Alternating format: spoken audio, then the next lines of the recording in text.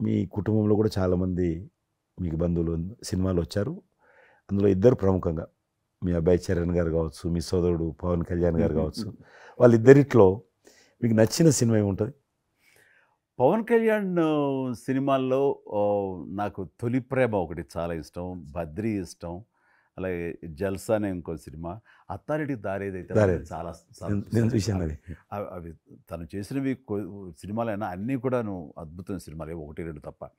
And Charan రెండో cinema Magadheera నభూత నా భవిష్యత్. మీరు అసెంబ్లీలో నాకు వచ్చి చెప్పారు, ఏది మగధీర రిలీజ్ అయిన రోజు ఉన్నారు మీరు, జ్ఞాపకం ఉందో లేదు మీకు? కరెక్టే కదా, మీరు షేర్ చేశారు. చాలా బాగా నడుస్తుంది మా అబ్బాయిది, మంచి అదే టైంలో అదే టైం మీరు అసెంబ్లీలో కూడా చెప్పారు మాకు, మామూలుగా మాట్లాడుతున్నారు మగధీర చాలా అద్భుతంగా వచ్చింది చిరంజీవి అని. మీరు ఎంత సంతోషపడిపోయారో. మీకు రాజకీయంగా మీ తదనంతరం లేదా మీతో పాటు మీ బంధుగణంలో కానీ మీ బంధువులో కానీ మీరు ఎంకరేజ్ చేసిన మీ శిష్య వర్గంలో కానీ ఎవరైనా ఉన్నారా? అంటే నేను మా కుటుంబం నుంచి ఎవరిని ప్రోత్సహించలేను. ఎవరన్నా ఇష్టం ఉంటే వాళ్ళు రావాలి ఫ్యూచర్లో, నేను ప్రోత్సహించలే ఎవరిని కూడా.